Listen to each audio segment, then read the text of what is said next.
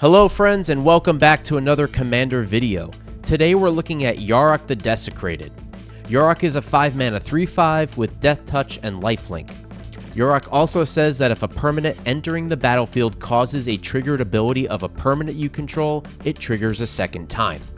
This plays well with enter the battlefield effects like Coiling Oracle, causing its ETB to trigger twice.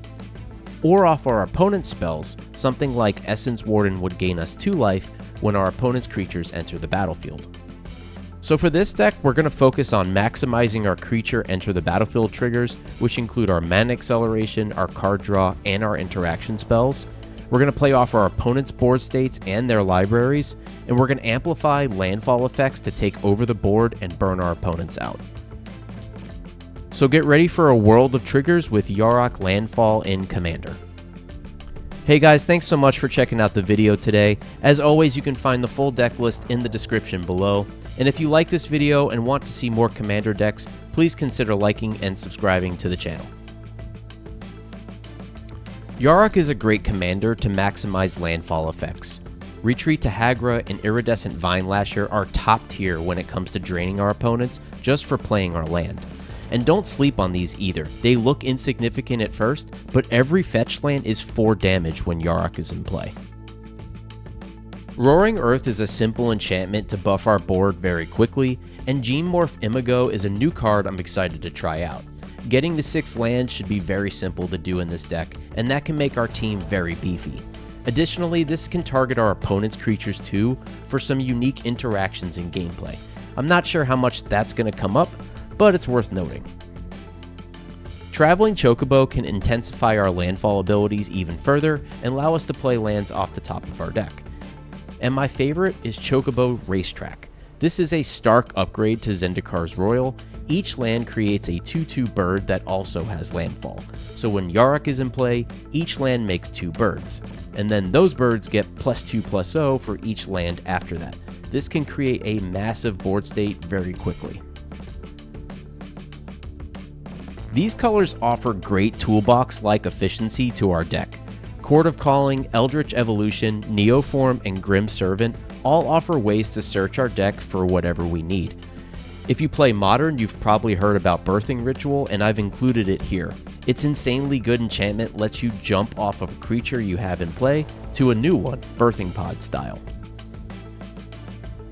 Looking at our card draw, Baleful Strix, Wall of Blossoms, and Dream Dew Entrancer offer simple yet effective card draw and great targets for your Birthing Ritual later in the game. Tribute to the World Tree will double trigger with Yarok, allowing even the smallest of creatures to draw you a card after you put counters on it, and Guardian Project will also double trigger when one of your creatures enter. Tatyova, Tireless Tracker, and AC all offer great landfall-based abilities that get insane with Yarok on the battlefield. And lastly, I'm looking to try out Lonus. It's fragile but can do some real work if it's left unchecked. You'll create 2 clues when another creature enters under your control, and then it can be used to draw cards or target your opponent's libraries to start playing their cards. Speaking of opponents, our interaction suite is well suited to deal with basically anything. Intellect Devourer is a card I'm excited to try, and I think it would be less effective if it said non-land cards, but since we get to play our opponent's lands off of this and we have landfall strategies, this seems like a cool card to try out. Ravenous Chupacabra and Shriekmaw offer targeted removal.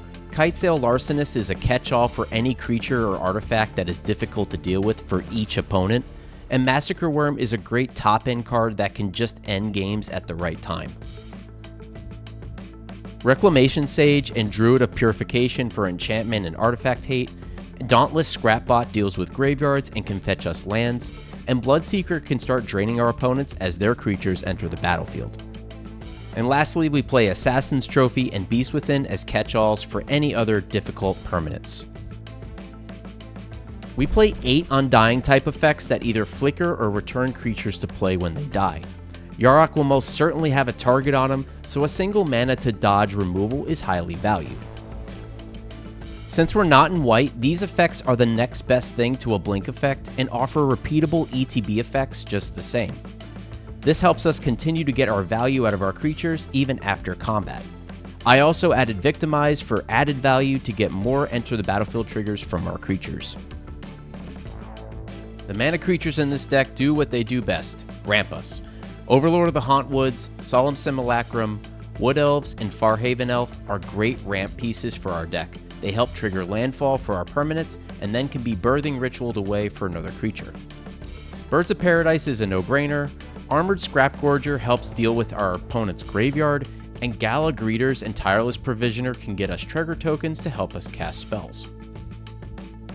Clifftop Lookout, Coiling Oracle, and Risen Reef offer great ways to get non-basic lands into the battlefield when they enter, or draw us more cards, and Loot Exuberant Explorer lets us play extra lands each turn, and then start churning through our deck for more permanents. Lastly, I'm going to test out Siege Ship Agarian. A bit costly at 4 mana, and takes a turn or two to get us ramping, but once it does, it looks like it could be quite the machine. Landfall helps it grow very big very quickly, and giving us lender tokens to get our basics into play.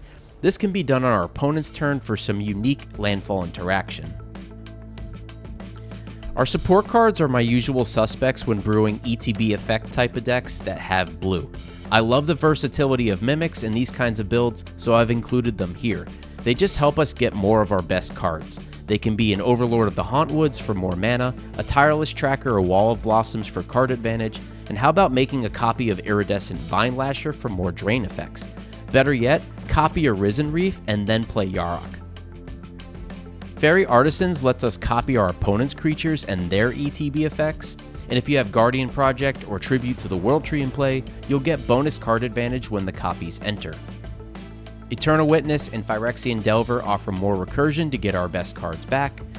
And lastly, I play Crop Rotation, specifically because I'm playing Field of the Dead in this list. Once the field is online, it's very difficult to stop, even if Yarok is off the battlefield. And that's my deck for Yarok Landfall in Commander. What did you think of the deck? Let me know in the comments below, and thank you so much for watching. If you enjoyed this video, please consider liking and subscribing for more Commander content in the future. Thanks, and I'll see you in the next video.